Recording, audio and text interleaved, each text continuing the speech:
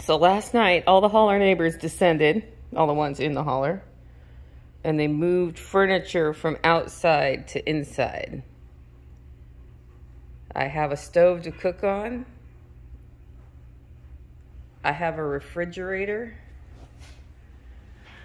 We got the pump organ in. This is the coffee station for now. We moved all the tables in, the work tables for the kitchen. And the super fun part Tigger's showing you is that I now have a washer and dryer again. So obviously there's finish work to do. I'm gonna take my time on that. Not even gonna get into the mudroom. But you have no idea how nice it was this morning to get up, have a cup of coffee in a living room with furniture.